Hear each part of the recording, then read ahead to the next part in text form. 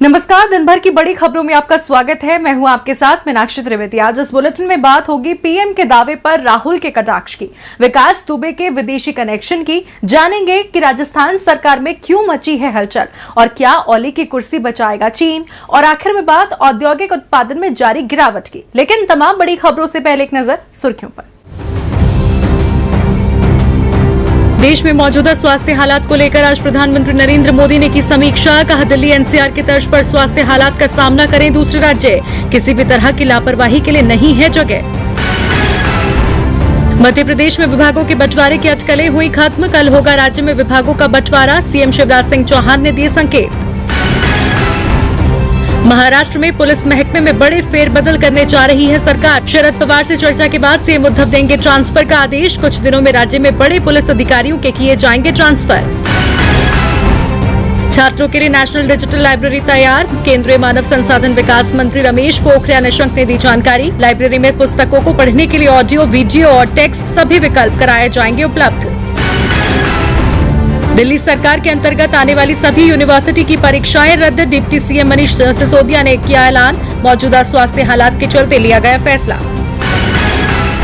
सुर्खियों के बाद अब बात करेंगे आज की सबसे बड़ी खबर की। प्रधानमंत्री नरेंद्र मोदी ने हाल ही में मध्य प्रदेश के रीवा में एक सौर ऊर्जा परियोजना का उद्घाटन किया। इस दौरान पीएम मोदी ने अपने संबोधन में सोलर प्लांट को एशिया का सबसे बड़ा पावर प्लांट होने का दावा किया। लेकिन अब पीएम मोदी के दावे पर विपक्ष ने सवाल खड़े किए हैं। राहुल गांधी ने तो पीएम मोदी पर जबरदस्त तंज कसा है। इसी पर चर्चा के लिए हमारे साथ मौजूद है राजीव जी, लेकिन उससे पहले देखिए ये रिपोर्ट। देश की मौजूदा स्वास्थ्य मुसीबत को लेकर बढ़ती बेरोजगारी और गिरती अर्थव्यवस्था को लेकर विपक्षी दल कांग्रेस मोदी सरकार को घेरती रही है। कांग्रेस सांसद राहुल गांधी तो प्रधानमंत्री मोदी पर तंज कसने का कोई मौका नहीं छोड़ते। इसी कड़ी में एक बार फिर राहुल गांधी ने आज प्रधानमंत्री को घेरा है। इस बार राहुल गांधी ने मध्य प्रदेश के रीवा में एक सौर ऊर्जा परियोजना को एशिया की सबसे बड़ी परियोजना बताने के लिए प्रधानमंत्री नरेंद्र मोदी को आड़े हाथों लिया है। उन्होंने प्रधानमंत्री कार्यालय के एक ट्वीट को रिट्वीट करते हुए लिखा, असत्यग्रही। दरअसल प्रधानमंत्री मोदी ने शुक्रवार को मध्य प्रदेश के रीवा में 750 मेगावाट की सौर ऊर्जा परियोजना का वीडियो कॉन्फ्रेंसिंग के जरिए शुभारंभ करते हुए कहा था कि रीवा का ये सौर ऊर्जा संयंत्र इस पूरे क्षेत्र को इस दशक में ऊर्जा का सबसे बड़ा केंद्र बनाने में मदद करेगा। उन्होंने ये भी कहा कि आज रीवा ने वाकई इतिहास रच दिया है। रीवा की पहचान मां नर्मदा के नाम से और सफेद बाग से रही है।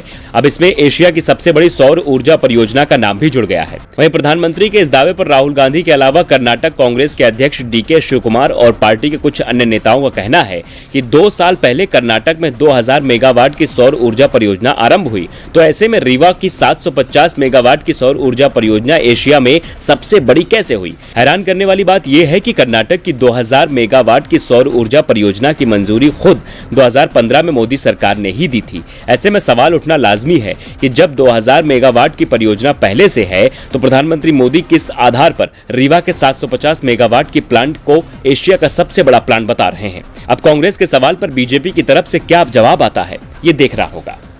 अब रुक करते हैं राजीव जी का। राजीव जी, पीएम मोदी अक्सर अपने संबोधन से लोगों को जोड़ने के लिए कुछ ऐसे तथ्य सामने रख देते हैं जिस पर सवाल खड़ा हो जाता है। ताजा मामला रीवा सोलर प्लांट को लेकर है, लेकिन कभी कभी इस तरह की घटना को हम सामान्य भूल कह सकते हैं। सवाल यह है कि क्या किसी तथ्य को पेश करने से पहले उसकी बारीकी से पड़ताल जरूरी नहीं है? जी मीनाक्षी, सामान्य बातचीत में तथ्यों में थोड़ी बहुत भूल चूक हो जाना नजरअंदाज किया जा सकता है, लेकिन जब आपके हाथों में देश की कमान हो तो फिर आप पर यह गंभीर जिम्मेदारी भी बनती है कि हर बात को आप नाप तौल करके कहें, क्योंकि आपकी कही हुई हर बात आधिकारिक मानी जाती है। लेकिन यह दुखद है कि पीएम नरेंद्र मोदी इस जिम्मेदारी को निभाने में 1-2 बार नहीं बल्कि कई बार चूके हैं। हाल ही में लद्दाख मामले पर उन्होंने जो कहा उस पर भी सवाल उठे। अब ऐसे ही सवाल रीवा सोलर प्लांट के दावे को लेकर के भी उठ रहे हैं। उन्होंने इसे एशिया का सबसे बड़ा प्लांट बता दिया है, जबकि इससे बड़े प्लांट राजस्थान और कर्नाटक में बनाए गए हैं। इसी तरह उन्होंने रीवा की पहचान जो है वो सफेद बाघ के साथ साथ नर्मदा नदी से भी कर दी। ये सही है कि नर्मदा जो है वो मध्य प्रदेश की पहचान है, लेकिन रीवा से नर्मदा बहुत दूर बहती है। 300 से भी ज्यादा किलोमीटर दूर बहती है नर्मदा नदी।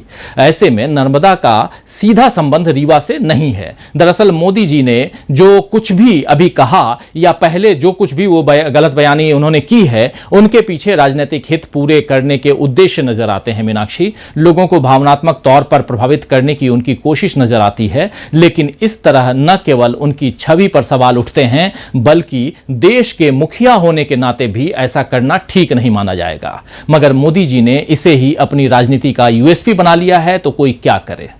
बहुत बहुत धन्यवाद राजीव जी आपका तमाम जानकारी के लिए। बढ़ते हैं अगली खबर की ओर। विकास दुबे का अंत तो बिल्कुल वैसा ही हुआ जैसा आमतौर पर इस तरह के लोगों का होता है, लेकिन विकास को लेकर जो कहानी पुलिस ने सुनाई है उस पर लोगों को यकीन नहीं हो रहा है। खैर, विकास दुबे तो अब नहीं रहा, लेकिन वो अपने पीछे कई सवाल छोड़ गया है। फिलहाल पुलिस जांच में जुटी हुई है और तमाम खुलासे हो रहे हैं। कई हैरान करने वाली बातें भी सामने आ रही हैं। देखिए रिपोर्ट। भले ही 2 दशकों से ज्यादा समय तक उत्तर प्रदेश में कानपुर के चौबेपुर और आसपास के क्षेत्र में अपना साम्राज्य स्थापित करने वाले विकास दुबे का अंत हो गया हो, लेकिन ऐसे कई सवाल हैं जिनके जवाब अभी तक नहीं मिले हैं और पुलिस उनके जवाब तलाशने में जुटी है। फिलहाल विकास के गांव में सन्नाटा पसरा हुआ है। गांव में सड़कें सूनी हैं। जो कुछ वाहन सड़क पर दौड़ते दिख रहे हैं वो या तो पुलिस के हैं या फिर मीडिया के। लोग अभी भी विकास को लेकर ज्यादा कुछ बताने को तैयार नहीं है। पुलिस गांव के हर घर में तलाशी अभियान चला रही है।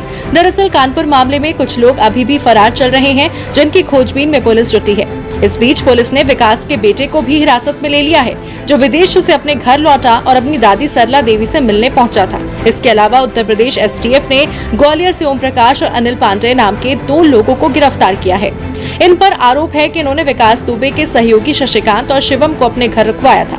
खबर ये भी है एसटीएफ 4 जुलाई को ही इनको उठा ले गई थी, लेकिन ग्वालियर पुलिस को इसकी सूचना शनिवार को दी गई। आपको बता दें, अब तक विकास के करीबी प्रभात बउआ, अमर दुबे, प्रेम प्रकाश पांडे, अतुल दुबे का खात्मा हो चुका है। नामजद में 21 आरोपियों में से 12 अभी भी फरार हैं। वहीं चौबेपुर के एसओ रहे विनय तिवारी, दरोगा के शर्मा समेत 12 लोगों को भी हिरासत में लिया गया है। इसके साथ ही ईडी विकास दुबे की संपत्ति की जांच करने में जुट गई है। रिपोर्ट्स के मुताबिक विकास दुबे ने अपनी कमाई का कुछ हिस्सा देश के बाहर भी निवेश किया और ये दावा किया जा रहा है कि उसने ये निवेश अपने फाइनेंसर और सबसे विश्वस्त जय वाजपेयी के जरिए किया था, जिसके बाद पुलिस जय वाजपेयी से भी पूछताछ कर रही है।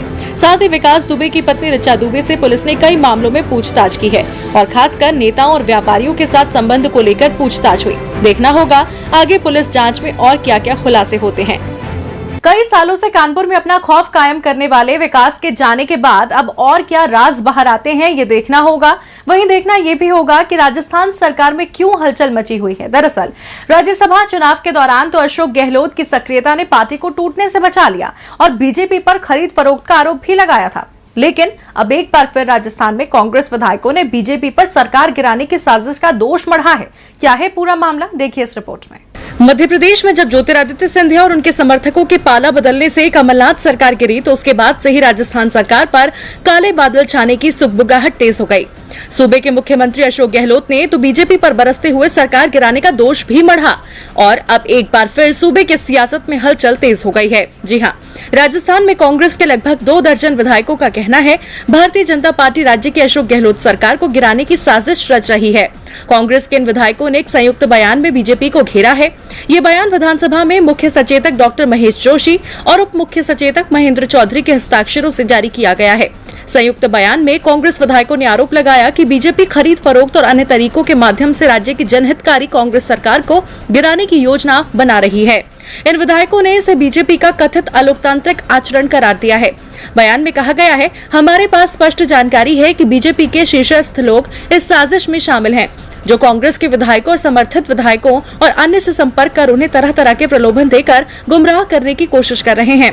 बयान में कांग्रेस विधायकों के हवाले से ये भी कहा गया है कि राज्य में कांग्रेस और उसे समर्थन देने वाले सभी विधायक इस तरह के प्रयासों को सफल नहीं होने देंगे।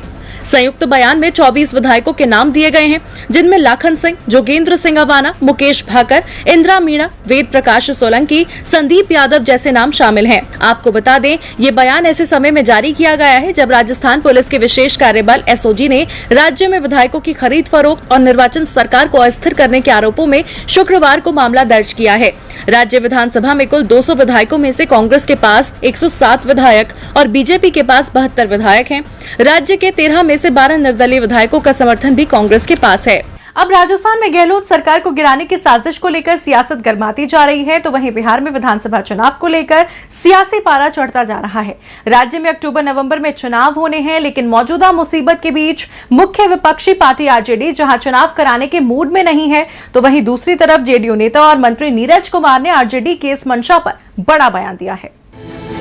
बिहार में विधानसभा चुनाव की हलचल दिन ब दिन तेज होती जा रही है। इसको लेकर सभी पार्टियां अपनी तैयारियां तेज कर चुकी हैं। सीएम नीतीश कुमार पहली चुनावी रैली का शंखनाद 21 जुलाई को करेंगे, तो वहीं विपक्ष स्वास्थ्य मुसीबत के बीच चुनाव कराने को लेकर सवाल उठा रहा है। आरजेडी का सीधा सवाल है, जब स्थिति खराब हो रही है तो लोगों की मदद करने के बजाय प्रचार पर जोर देने की क्या जल्दी है। आरजेडी की इस मंशा पर जेडीयू नेता और मंत्री नीरज कुमार ने बिहार में एक ही दिन में चुनाव कराने की मांग की है।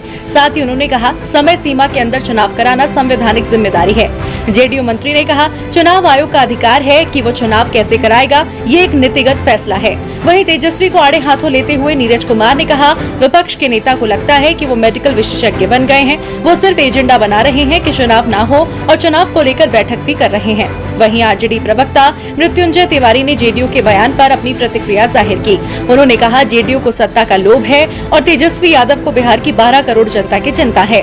चुनाव वर्चुअल नहीं एक्चुअल हो, इसके लिए जनता से सीधा संवाद जरूरी है। आपको बता दें, बिहार में स्वास्थ्य परेशानी के बीच चुनाव कराने को लेकर एनडीए की सहयोगी एलजेपी भी पक्ष में नहीं है। देखना होगा विपक्ष की इस मांग को नीतीश सरकार मानती है या नहीं। अब बिहार में चुनाव कैसे और कब करवाए जाते हैं और आरजेडी को घेरते हुए जेडीयू अपनी सत्ता कैसे बरकरार रखती है, इस पर सभी की नजरें टिकी हैं। लेकिन फिलहाल सत्ता पर काबिज रहने की चुनौती तो नेपाल के प्रधानमंत्री केपी शर्मा ओली के सामने भी है, जो अभी अपनों की ही मुखालफत झेल रहे हैं। यही कारण है अब पीएम ओली पड़ोसी देश चीन की मदद ले रहे हैं। पूरी दुनिया इस वक्त जहां स्वास्थ्य मुसीबत से निपटने के लिए रणनीति बना रही है, तो वहीं नेपाल में मौजूदा वक्त में सत्ता की लड़ाई चल रही है। नेपाल के प्रधानमंत्री केपी शर्मा ओली अपनी ही पार्टी में घिरते नजर आ रहे हैं। यही कारण है कि अब सरकार बचाने के लिए हर संभव कोशिश में जुट गए हैं। पीएम ओली के सियासी भविष्य का फैसला पार्टी की स्टैंडिंग कमेटी की बैठक में होना है, लेकिन ओली इस बैठक को लगातार टलवाते जा रहे हैं। शुक्रवार को नेपाल कम्युनिस्ट पार्टी की स्टैंडिंग कमेटी की बैठक को एक बार फिर एक हफ्ते के लिए स्थगित कर दिया गया। ओली पिछले कुछ दिनों से भारत के खिलाफ काफी सख्त बयान दे रहे हैं। ओली के बयानों को देखकर ही ये कहा जाने लगा था कि वो चीन के इशारे पर काम कर रहे हैं। चीन की राजदूत जिस तरह से ओली की सरकार को बचाने के लिए नेपाली कम्युनिस्ट पार्टी के शीर्ष नेताओं से मुलाकात कर रही हैं, उसे लेकर नेपाल में भी गुस्सा देखा जा रहा है। लोग इसे नेपाल के अंदरूनी मामलों में चीन की दखलंदाजी बता रहे हैं। लेकिन इसके बावजूद चीनी राजदूत का ओली और उनकी पार्टी के नेताओं से मिलने का सिलसिला जारी है। इसके बाद ओली पूरी तरह से बचाव की मुद्रा में आ गए हैं। नेपाल के पीएम ने देश को संबोधित करते हुए कहा कि सरकार लोगों की जिंदगी बचाने के लिए अपने कर्तव्य का पालन करना चाहती है। उन्होंने कहा कि पार्टी का विवाद आंतरिक मुद्दा है। आंतरिक विवादों या समस्याओं में शामिल होकर हम लोगों की जिंदगी बचाने के कर्तव्य से नहीं हट सकते हैं। आपको बता दें कि नेपाल में एनसीपी चेयरमैन पुष्प कमल दाहाल उर्फ प्रचंड लगातार ओली पर दबाव बनाए हुए हैं। ओली पार्टी के अन्य नेताओं के जरिए उन्हें मनाने में जुटे हुए हैं। वही सूत्रों की माने तो बात नहीं बनी है, लेकिन सुलह कराने की कोशिश लगातार जारी है। ऐसे में देखना होगा कि पड़ोसी देश की मदद से या फिर प्रचंड को मनाने से पीएम ओली की परेशानी खत्म होती है या नहीं। और बुलेटिन के आखिर में बात औद्योगिक उत्पादन में जारी गिरावट की। देश की अर्थव्यवस्था तो पिछले साल से ही गोते लगा रही है, जिसे मौजूदा स्वास्थ्य मुसीबत ने और भी सुस्त कर दिया है। इसका असर हर सेक्टर पर देखा जा रहा है। औद्योगिक उत्पादन का हाल तो ये है कि उसमें लगातार गिरावट दर्ज की जा रही है। हैरानी की बात यह है कि सरकार अब भी पूरे आंकड़े पेश नहीं कर रही। रिपोर्ट देखिए। देश में फैलती स्वास्थ्य मुसीबत ने अर्थव्यवस्था को काफी नुकसान पहुंचाया है। जब अनलॉक मोड के दूसरे चरण के भी शुरुआती 10 दिन बीत चुके हैं, लेकिन हालात में खास सुधार नहीं देखा जा रहा है। जी हां, देश में औद्योगिक उत्पादन तो अभी रफ्तार नहीं पकड़ पाया है। हालांकि अप्रैल की तुलना में मई में औद्योगिक उत्पादन 64.92% बढ़ा है, लेकिन पिछले साल की समान अवधि की तुलना करें तो ये 34.71% घट गया है। हालांकि सरकार ने मई में लगातार दूसरे महीने औद्योगिक उत्पादन सूचकांक के पूरे आंकड़े जारी नहीं किए। जो आंकड़े जारी किए गए हैं उनके मुताबिक मई का आईआईपी 88.4 पर था, अप्रैल में ये 53.6 पर था। सरकार की ओर से कोई तुलनात्मक आंकड़ा नहीं दिया गया। उसके बयान में कहा गया है कि पूर्णबंदी के कारण आईआईपी आंकड़े की तुलना पिछले महीने के साथ नहीं की जा सकती है। पूर्णबंदी की वजह से मार्च 2020 के आखिरी हफ्ते के बाद से ज्यादातर औद्योगिक प्रतिष्ठान बंद थे, इसलिए उत्पादन प्रभावित हुआ है। ताजा आंकड़ों के मुताबिक मई 2020 में औद्योगिक उत्पादन सूचकांक माइनिंग में 87.0, मैन्युफैक्चरिंग में 84.4, बिजली सेक्टर में 149.6 अंक रहा। वहीं मई में पूर्णबंदी की शर्तों में छूट की वजह से हालात को सुधरते भी दिखे। Manufacturing, capital goods, consumer durables और कंज्यूमर नॉन ड्यूरेबल सेक्टर का प्रदर्शन अच्छा रहा। इंफ्रास्ट्रक्चर, कंस्ट्रक्शन गुड के उत्पादन में भी सुधार दिखा है। अप्रैल में इनके उत्पादन में 84.7% की गिरावट दर्ज हुई है, जबकि मई में यह घटकर 42% हो गई। विशेषज्ञों का मानना है कि औद्योगिक उत्पादन में जून में भी गिरावट आ सकती है, क्योंकि मांग में ये इजाफा ज्यादा देर तक नहीं टिकेगा। मैन्युफैक्चरिंग, पीएमआई, निर्यात और माइनिंग के उत्पादन में गिरावट जारी रहने की आशंका बनी रह सकती है। हालांकि पूरी तस्वीर तब साफ हो पाएगी जब सरकार की तरफ से पूरे आंकड़े जारी किए जाएंगे। फिलहाल दिन भर की बड़ी खबरों में इतना ही। आप